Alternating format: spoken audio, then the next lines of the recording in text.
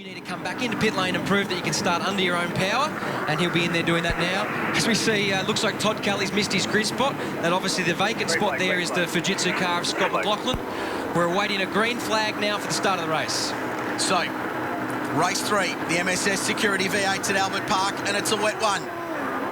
And away they go, scrabbling to put 650 horsepower to the ground, and Jason Bright goes nowhere from the front row. It's all Fabian Coulthard. And Bright is going to be buried at the bottom half of the top 10. He's nowhere. Coulthard sweeps around in front. Lowndes second, Davison third. Van Gisbergen ninth, up to fourth place in front of David Reynolds. And everyone through cleanly so far, turns 1 and 2. See, Fabian Coulthard's in the best seat here. He's got a nice clear track in front of him. The spray that disperses off the rear of these cars makes it so hard to see in traffic. And this is where the carnage always happens at Albert Park. Turn 3, lap 1. Let's see if they can get through safely on this first round. Couple running wide, but everyone on the black stuff so far. Van Gisbergen was really harassing Will Davison through there, but he hasn't been able to get by. And in fact, under pressure from Davey Reynolds too. Before we went on air, you said there's a couple of names to watch in this race in the rain. One of them is Shane Van Gisbergen, so good in the wet. Yeah, absolutely. Shane definitely has a lot of wet weather talent. The other two guys are Will Davison and Rick Kelly. Every time there's a wet weather practice session, race, qualifying session, those three names jump to the top of the timesheets. So I'm watching those guys with interest. As we see Tim Slade in the brand new Erebus AMG. Looks like he's come unstuck through turn 5. That's quite a quick corner. And I reckon he's touched the tyres. Looks like he's got going okay. Of course, the other wet weather expert in the field is the guy running P2, Craig Lowndes in car 888, and closing that gap down to Fabian Coulthard. So Holden's dominating the running at the moment. First, second, third with Van Gisbergen. Then Davison and Reynolds fall. So David Reynolds going nicely in the Bottle Racing Ford, up in the top 5. Then Jason Bright, second on the grid, back to 6. He's in front of Jonathan Webb in the second Techno car. Then James Moffat. Now, we've been speaking all season as Lowndes goes down the inside of Coulthard. And this is hard for Fabian Coulthard. He's the pioneer out there when you're leading the race, so he's probably got on the brakes quite early, quite conservatively to make sure it get around the corner.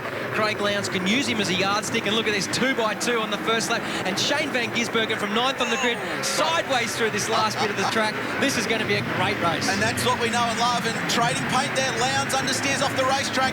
They banged mirrors going into the final corners, and Lowndes skates his way back onto the circuit.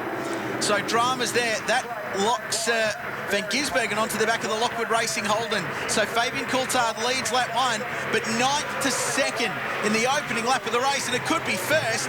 Van Gisbergen goes round before they even get to turn 1.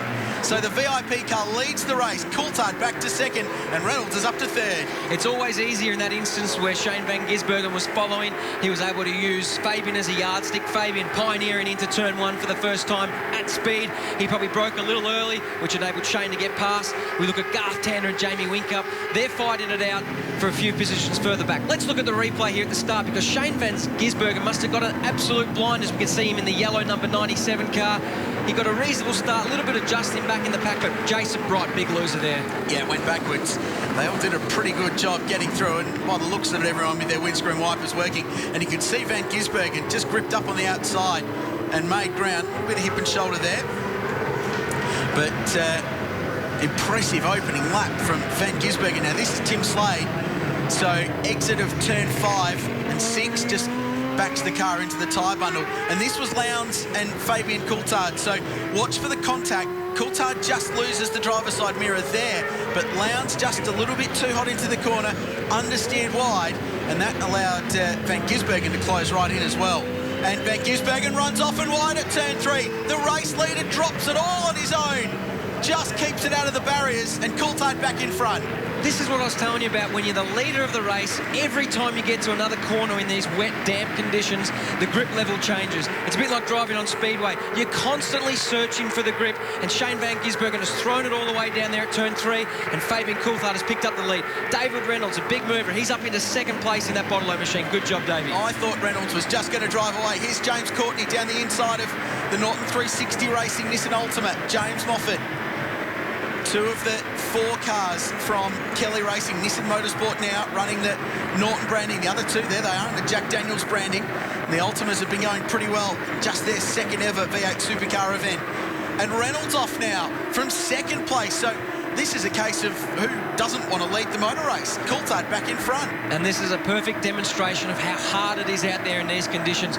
Brad Jones spoke about it in the interview. He knew this was going to be a great race for the fans, but the team owners, the heart rate's at about 190, and they are stressing out because this is so hard, and you don't want to damage these brand new cars because there's a lot of work. And our race leader, Fabian Coulthard, off. So Craig Lowndes, who dropped back to fourth, has now found himself back in the lead of the motor race because they're all running off the road searching for the most amount of grip they can get. And it shows how hard they're pushing too, Jack, and Van Gisbergen's going to go up the inside here and get himself back to second. So the lap chart at the end of this one's going to look pretty remarkable with some yo-yoing up and down the table. So Lowndes now back in front. The 97 car in second. Remember, built by 888 Racing for Techno Autosports. And then back to Brad Jones Racing's Fabian Coulthard entry. This is Jonathan Webb. He's made some ground, 7th at the moment, in front of Jason Bright. Here's your leader. So Fabian's just got it in too hot to turn one. Maybe had a locked front tyre, so you need to clear the brake pedal, get the momentum with the wheel going again, tap back on the brake pedal, and he couldn't pull it up in time. Missed the apex through one, but Shane Van Gisbergen, he's been fastest to the first sector by a clear 0.7 of a second than Craig Lowndes. He's definitely got pace in that VIP Pet Foods machine. Back a little bit, there's Alex Davison in the Gelton Racing Ford, the blue Ford, just in front of Todd Kelly, the Jack Daniels Ultimate. Then Mark Winterbottom, who's been mired in the pack a little bit this weekend, Frosty. It's been an uncharacteristic weekend for Mark, and just added a new one to the Winterbottom family, as it were. So, Lowndes sideways, that's what you see from Van Gisbergen normally, and he's going to have to move across to cover his racing line from Shane Van Gisbergen. I don't think it'll make any difference down the inside. So big move down the inside by Van Gisbergen. Lowndes back to second. His team boss, Roland Dane, is in pit lane with Shuts now. Shutsy? Yeah, thank you, boys. Roland, as you just said to me off air a short time ago, it's all happening. Yeah, well, I think the two loosest blokes in the formula are fighting it out at the front at the moment. It's pretty exciting. What do you make of it so far this weekend for you guys? You had a tough time of things? Yeah, not quite as good as we would have liked, and not that bad, but yeah, we would have liked to have been a little bit further up. What about Craig out there now? He's the man you want in the dogfight like this? Yeah, Craig's certainly in the thick of it now, but hopefully it's a good race. We'll let you get back to watching it. Thanks, Shuts. The word from Red Bull Racing as Van Gisbergen retakes the lead. So he, 4 laps in, he's led twice, and he's been 4th and 3rd and 2nd, and now he's back in front, and he leads Craig Lowndes, lap 4 of 12. Just confirmation it is a 12-lap race due to the conditions and the time constraints, with Formula One qualifying not too far away, as we watch Craig Lowndes with a very, very big sideways moment just out on the AstroTurf there. Very slippery over that curb as well. This is a 12-lap race, or 1 lap past 3:54 local time. A bit of follow the leader there, Alex Davison in the 4th FPR entry. Just a little hot into that corner, and it looked like Mark Winterbottom followed him off. Not so much in sympathy, but when you're following the cars in front, you really trust that you're all working on the same grip level, and you're braking off the brake lights in front of you, and they both ran off the road. And breathe. This has been a wild start, hasn't it, to race through the V8s. It's been good all weekend, though, Jack, and the car of the future, car of today, the new V8 Supercar, is really impressed around here. The racing has been high quality all weekend long, and this might not be a points round for the series, but they're still playing for keeps. It's really refreshing for the category. Brand new cars. For the first time in a long time, there's been a whole field of brand new cars, and for over 20 years it's been the Holden and Ford battle. This year we welcome Nissan and Mercedes-Benz, 2 brand new manufacturers, to make it a 4-way dogfight. And look at this, look at Lowndes just backing it in. The fans will be loving this race. This is awesome stuff. Lots of passing, and we don't know who the winner's going to be. This is awesome. He's got phenomenal car control, Craig Lowndes. We know that. We've seen what he's done over the years. The number of heroic drives that he's produced, and can he make another one? Started the season so well in Adelaide, leads the points championship, which continues down in Tasmania in a couple of weeks' time. So we go back to our early race leader, Fabian Coulthard, back in 3rd. Now, big question is now, how do you work the pit stop strategy? Because they still have to make a compulsory pit stop in this race. Usually it be with the Dunlop soft tyre to change tyres, but they still have to make a stop whether they're on wets or dries. When do you do it? Now that it's a wet race rather than the dry ones we've seen so far. Yeah, well, we can see that the rain's persisting, albeit a little bit of drizzle, a little bit of rain. It's not actually dry in the circuit. There's no clear dry line, so I'd be very surprised if anyone was keen to jump onto the slick tyre. And part of the new Car of the Future rules is that the cars are all running an 18-inch wheel. So this is the first time competitors have ran on the 18-inch Dunlop wet weather tyre, as we see Todd Kelly and the Jack Daniels Nissan run off. A few years ago, we saw a Paul Dumbrell come onto the track in similar circumstances and create a big crash there in the wet weather, and lucky to avoid any contact with anyone else. But yeah, so they'll be learning a lot about this new 18-inch Dunlop wet weather tyre. Be learning a little bit about the tyre pressure and things. And look at this, 3 Nissans into one may not work out well. And Michael Caruso, they're your 2 new team bosses. Just be careful about putting a bit of yellow paint on that black thing. And as I say, he rubs his driver's mirror off on the boss's car. Well, I think knowing Rick and Todd Kelly, that they'd probably like to be a little bit more aggressive and actually race for position rather than have a driver that just drops back, but not too much more damage. Thank you very much, Robbo. Big move down the inside. Lucas Dumbrell Motorsport car, Scotty Pye, the young rookie who was pretty impressive on the streets of Adelaide and jumping out of the Dunlop Series. And there's Jamie Whincup, the #1 Red Bull racing car, working his way through the field. A non-finish yesterday meant he's started this one right from the very back. One thing I noticed about the back end of the first sector of the circuit there, where a lot of the trees are, there's some drier patches of track. So one thing the drivers will be able to pass on to the teams is, for the second set of wet weather tyres, if that's what they do in the pit stop, let's change the tyre pressure. The track's drying in some places. We could probably bump the tyre pressure down a little bit so it hangs on a bit longer in those intermediate conditions. So it's Van Gisbergen and Lowndes. Coulthard is 5.6 seconds behind the leaders, but back in 3rd place. David Reynolds 4th, Will Davison 5th, then Jonathan Webb 6th, Jason Bright 7th, and then we go back to James Courtney in 8th, James Moffat 9th, and the first of the Nissans, and Russell Ingall in 10th place. Now, Russell's a bit of a wet weather guru as well. We talk about Craig Lowndes being good in the wet and the other guys. Russell Ingall always pretty good in the wet. Good move from him. He's up to 10th in the top 10 in that new super cheap VF Commodore. Look at a replay here. One of the biggest things about passing on the wet is you need to move off the drier line onto the wet stuff. So it's a good move from a young driver. And that's a shot of Todd Kelly just running wide there at turn 1. And the Nissans continue their battle. This is where Michael Caruso lost his mirror. Just runs into his teammate there, and Scott Pye in the Ecol car with some dramas. Coulthard and Reynolds side by side, dicing for position up at turn 3. And behind them is Will Davison. We have got a cracking V8 Supercar race on here at Albert Park, and it's only halfway through. Shane Van Gisbergen, your race leader, Craig Lowndes 2nd, Fabian Coulthard 3rd, as we count down to Formula 1 qualifying. Now coverage of the Rolex Australian Grand Prix here on 10.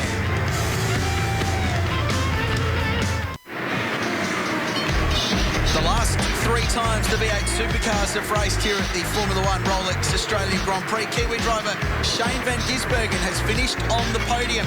Hasn't been able to crack it for that elusive overall victory. Could this be the weekend? At the moment, he's leading race 3 of the V8 Supercars by just over 4 seconds in front of Craig Lowndes, as the 2 Jack Daniels Racing Nissan Motorsport teammates, the brothers as well, Rick and Todd Kelly, dice for track position. In fact, they're dicing for 10th and 11th place. Richard Craill and Jack Perkins with you in what's been a pretty wet and wild V8 race so far, Jack. This has been willing stuff, and the Nissan teammates aren't holding back either. And not just teammates, they're brothers, Todd and Rick. I mean, it's one of those situations where you don't know whether they're having a good laugh behind the helmet or whether they're going, Todd, you're my brother, what are you doing? We're about to trade paint. But great racing for the spectators. Good to see these new Nissans, not just in the field, but running very competitively. Looking at the timesheets, every lap so far through the race, Shane Van Gisbergen's been getting quicker and quicker. That suggests to me that the track is definitely drying a little bit, but we're still a good 14, 15 seconds away from our dry tyre pace, so I'd be very surprised if anyone came in the pits and put anything other than another set of wets on. For V8 Supercar fans that had followed the progress and the introduction of the new brands into the sport, it's been well publicised that the Nissan team and indeed the Erebus AMG team are still down on horsepower, but these wet weather conditions will certainly help them. It's an equaliser, the rain. Yeah, absolutely. Although you're still this is a track with a lot of full throttle percentage time, a lot of straightaways, so around about 65% of the lap you're on full throttle, but yeah, definitely a bit more of an equaliser. As we said before, that first sector of the track is becoming quite dry. You'd be a very game man to do anything other than throw wets on it, let me tell you, because all those white lines on the track there, not forgetting that this is a street circuit, so for 360 days of the year, people are driving around here at 40k an hour in a public road situation, so there's not a lot of grip out here. So we look now, Fabian Coulthard, another mistake down at turn 3, just ran wide, and that's allowed Jonathan Webb to move into third. Jonathan Webb, the teammate of the race leader, Shane van Gisbergen. So the Techno Autosports boys are running first and third. Fabian Coulthard, the winner of the first 2 races this weekend, in brilliant form yesterday in the drive, but the Brad Jones cars haven't been quite as switched on in these wet conditions. Mark Winterbottom working his way backwards, only P16 at the moment, and struggling. His Win Cup reigning champion, he's only 14th, working his way through. And speaking of the Pepsi Max crew for performance racing cars, while we were at break, we saw that guy there, front of screen, Will Davison, just outbrake himself at turn 13 and run wide, as Tony D'Alberto does in the back of that shot. So he managed to avoid any contact, but cost himself a potential podium finish. Yeah, he did. Like I said, when you move off the traditional racing line in the wet, you typically find a wetter part of the road to make the move. Will locked the rears and ran wide. He did drop back to 9th position, but just past James Moffat for 8th. And I'd expect to see some pit stops pretty soon here, Richard. We've only got a handful of laps remaining in the race. Those are first set of tyres on the car now would be starting to get quite warm, quite greasy. And this is where the teams really need to get their act together, because any stuff up with a pit stop, a slow wheel change or anything can really have an impact on the result of the race.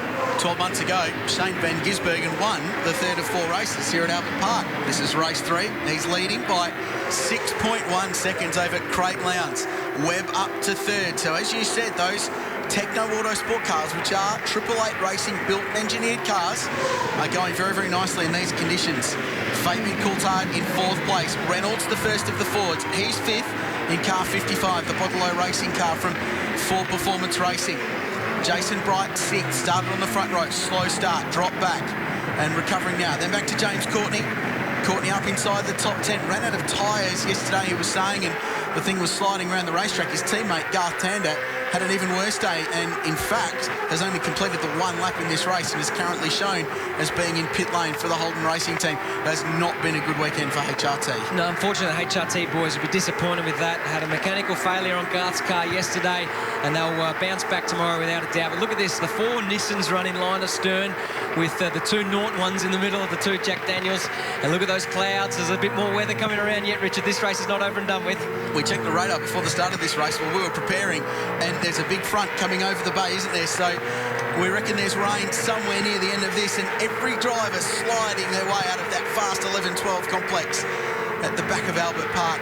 Love going and watching the cars there from the fence, Jack, because you get to see how they work. As we see Michael Caruso on a bit of a charge, James Moffat dropping back.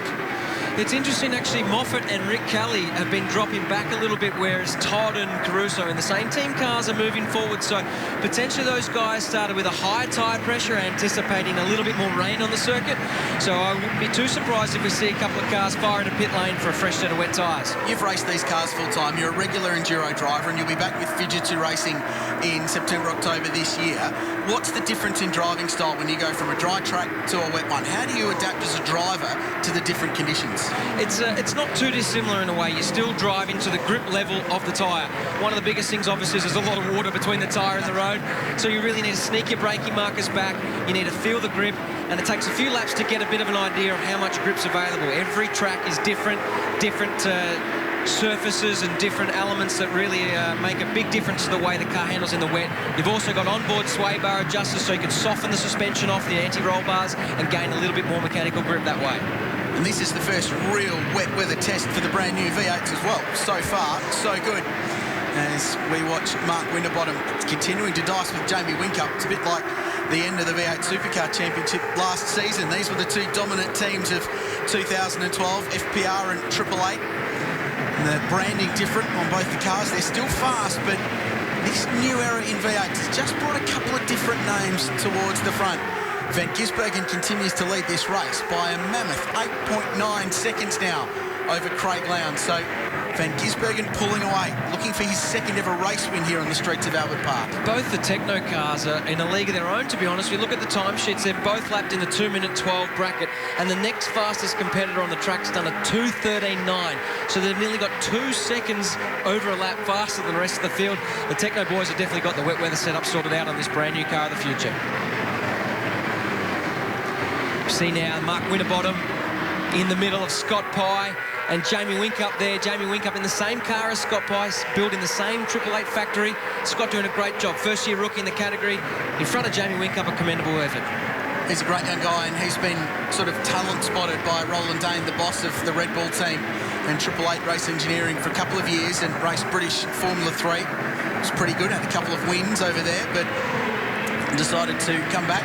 V8 Development Series last year, which, as we've seen the last couple of seasons, has been a brilliant training ground for the next generation of V8 Supercar stars. And we've been speaking a lot this weekend about the young Kiwi, Scott McLaughlin, who has been so exceptional. This race hasn't gone to plan, and we saw him in pit lane at the start, but he's the reigning champion.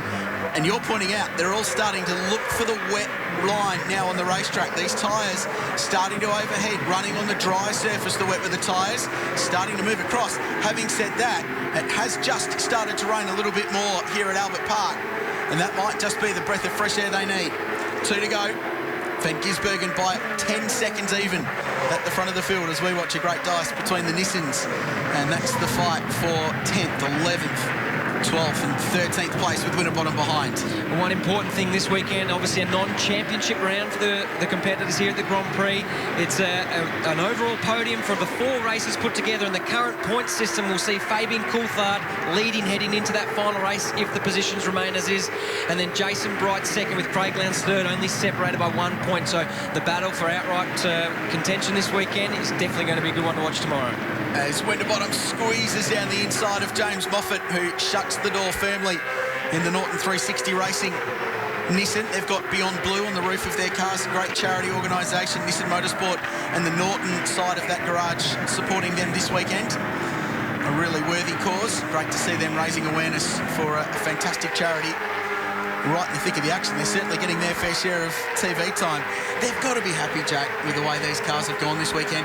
We look back further down the order, the Erebus AMG cars, they've been struggling this weekend. They've had reliability dramas. We spoke earlier about Tim Slade having an engine issue, we believe, and forced to retire pretty early from the race yesterday. But these Nissans have been performing so well. Yeah, I mean, the Nissan project it's not a new one. So we see Moffat getting a bit loose out there in the wetter part of the track. The Nissan project's been announced over, about this time last year. They announced they're going to enter V8 Supercars, so the Cali team's had a while to adjust and build the new cars. We've got Scott Pye have a big slide on the exit there, make a bit of contact with Moff. I don't reckon this is done yet. Side by side into the penultimate corner, and Moff's got a little bit of track advantage now, and Jamie Whincup the inside of Scott Pye. 3 to 1. Oh, that doesn't work. That was never going to work. Moffat goes round, Pye straightens him up. There's damage on all 3 cars, but they continue to drive on. Properly raining now too, by the way, as we start the final lap. Van Gisbergen leading this one by a massive margin, but the action is in the bottom half of the top 15. 11th, 12th, 13th, 14th and 15th place, all dicing. Russell Ingall in there. Look at the rain. Headlights ablaze for some, trying to negotiate their way around 5.3 Ks and 16 turns of this brilliant Albert Park street circuit. Everyone in the Formula 1 garage is opposite us, watching to find out what it's going to do for qualifying, which we will have live for you not too far away in our broadcast. But they've got to survive this last lap of the V8s before we even think about F1 cars. Yeah, you're right. And it is actually raining very hard there now, so the tyres have been gone through a phase where the start of the race was quite wet. It dried off. They've taken the corners off the blocks of the wet weather tyre. So we watched Shane. That's a big slide there for the last part of this race. And as I said, those tyres have got quite warm. Now he's just having fun. But those tyres are quite warm. It's raining now. They wouldn't have had the grip they had at the start of the race. And lucky that's only two-thirds of a lap left here for Shane Van Gisbergen, because you wouldn't want to do too many more. But I think he's just enjoying being out there at the moment. And this is a real-time look at the gap, first to second. We're waiting for Craig Lowndes. There he is, the multiple champion, the legend of the sport, 12 seconds down the road. And Van Gisbergen this year said all he wanted to do was have fun. He's drifting in New Zealand. He's racing in the New Zealand V8 series as well. He's moved to Techno Autosport, and it has been such a complete performance in this wet weather race. There's the sideways slide from the flying Kiwi. Unbelievable car control, and Shane Van Gisbergen has absolutely smashed them in race 3 of the V8s. In really challenging conditions, the Giz is back on top. And look at Craig Lowndes having a bit of fun. It's great to see the competitors happy when they've done well, and that's what the sport needs. It's fantastic to have that out there, and a great job from Jonathan Webb. That's a fantastic effort from their team. First and third, flashing the lights. He's ecstatic. Look a bit further down the pack. We've got Jason Bright, James Courtney, Will Davison. This battle's not over. Looks like James Courtney will get away with it, and Will Davison behind. That's the battle for 7th and 8th. And we'll tell you just in a minute who'll start race 4 tomorrow from pole, because that's based on the point score from the first 3 races. It should be Fabian Coulthard, who finished 4th. This battle's not finished yet. Bit of a love tap out the final corner. Scotty Pye working on the back of the Nissan. And they're going to run to the line, bottom half of the top 15. It's so intense all the way up and down the V8 Supercar field. It's teaming down at Albert Park, but Shane Van Gisbergen is the king of the wet in Melbourne. He wins by 12.6 seconds over Craig Lowndes, with Jonathan Webb in 3rd, Fabian Coulthard 4th, and a solid drive by Davey Reynolds into P5. Yeah, first of the forwards, a great job for David Reynolds. Jason Bright in 6th. He'll start off the front row of the grid tomorrow for the final one.